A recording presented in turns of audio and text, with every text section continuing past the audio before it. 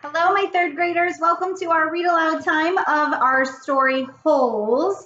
So, yesterday, Stanley met the new friends or teammates or roommates, and they all have those kind of nicknames. So, we had Armpit, and we have X ray and Zero, and we met Mr. Pendansky, who is his kind of counselor person, and they call him Mom.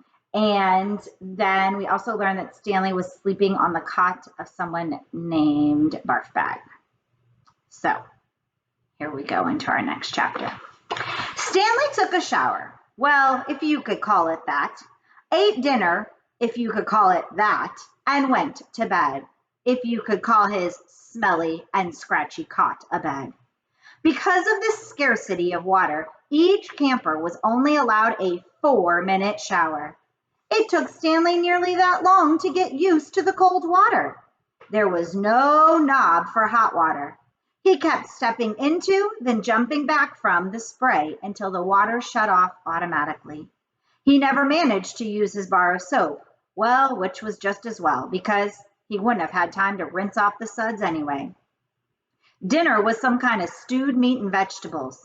The meat was brown and the vegetables had once been green. Everything tasted pretty much the same. He ate it all and used his slice of white bread to mop up the juice. Stanley had never been one to leave food on his plate, no matter how much it tasted. "How'd you do?" one of the campers asked him. At first, Stanley didn't know what he meant. "They sent you here for a reason." "Oh," he realized, "I stole a pair of sneakers." The other boys thought that was funny. Stanley wasn't sure why. Maybe because their crimes were a lot worse than stealing shoes. "From a store, or were they on someone's feet?" asked Squid. Neither," Stanley answered. "They belonged to Clyde Livingston." Nobody believed him. "Sweet feet?" said X-Ray. "Yeah, right." "No way," said Squid. Now, as Stanley lay on his cot, he thought it was kind of funny in a way. Nobody had believed him when he said he was innocent. Now, when he said he stole them, nobody believed him either. Clyde Sweet Feet Livingston was a famous baseball player. He'd led the American League in stolen bases over the last 3 years. He was also the only player in history to ever hit 4 triples in one game. Stanley had a poster of him hanging on the wall of his bedroom. He used to have the poster anyway. He didn't know where it was now. It had been taken by the police and was used as evidence in his guilt in the courtroom. Clyde Livingston had also come to court. In spite of everything, when Stanley found out that Sweet Feet was going to be there, he was actually excited about the prospect of meeting his hero.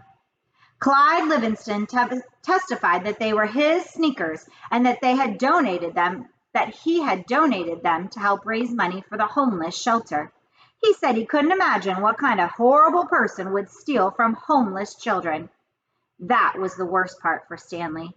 His hero thought he was a no-good, dirty, rotten thief. As Stanley tried to turn over on his cot, he was afraid it was going to collapse under all of his weight. He barely fit in it.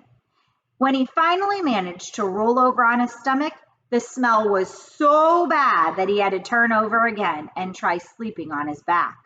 The cot smelled like sour milk. Though it was night, the air was still warm. Armpit was snoring 2 cots away. Back at school, a bully named Derek Dunn used to torment Stanley. The teachers never took Stanley's complaints seriously because Derek was so much smaller than Stanley. Some teachers even seemed to find it amusing that a little kid like Derek could pick on someone as big as Stanley. On the day Stanley was arrested, Derek had taken Stanley's notebook, and after a long game of come and get it, finally dropped it in the toilet in the boys' restroom. By the time Stanley retrieved it, he had missed his bus and had to walk home. It was while he was walking home, carrying his wet notebook, with the prospect of having to copy the ruined pages, that the sneakers fell from the sky. "I was walking home and the sneakers fell from the sky," he had told the judge. "One even hit me on the head." It had hurt too. They hadn't exactly fallen from the sky. He had just walked out from under a freeway overpass when the shoe hit him on the head. Stanley took it as some kind of a sign. His father had been trying to figure out a way to recycle old sneakers, and suddenly a pair of sneakers fell on top of him, seemingly out of nowhere, like a gift from God. Literally, he had no way of knowing they belonged to Clyde Livingston. In fact, the shoes were anything but sweet. Whoever had worn them had a bad case of foot odor. Stanley couldn't help but think that there was something special about the shoes, that they would somehow provide the key to his father's invention. It was too much of a coincidence to be a mere accident. Stanley had felt like he was holding destiny's shoes. He ran. Thinking back now, he wasn't sure why he ran. Maybe he was in a hurry to bring the shoes to his father. Or maybe he was trying to run away from his miserable and humiliating day at school. A patrol car pulled alongside him. A policeman asked him why he was running. Then he took the shoes and made a call on his radio. Shortly thereafter, Stanley was arrested. It turned out the sneakers had been stolen from a display at the homeless shelter. That evening, rich people were going to come to the shelter and pay $100 to eat food that the poor people ate every day for free. Clyde Livingston, who had once lived at the shelter when he was younger, was going to speak and sign autographs. His shoes would be auctioned off, and it was expected that they would sell for over $5,000. All the money would go to help the homeless. Because of the baseball schedule, Stanley's trial was delayed several months. His parents couldn't afford a lawyer. "You don't need a lawyer," his mother had said. "Just tell the truth." Stanley told the truth, but perhaps it would have been better if he had lied a little. He could have said he found the shoes in the street. No one believed him they fell from the sky. It wasn't destiny, he realized. It was his no-good, dirty, rotten, pig-stealing great-great-grandfather. The judge called Stanley's crime despicable. The shoes were valued at over $5,000. It was money that would provide food and shelter for the homeless, and you stole that from them just so you could have a souvenir. The judge said that there was an opening at Camp Green Lake, and he suggested that the discipline of the camp might improve Stanley's character. It was either that or jail.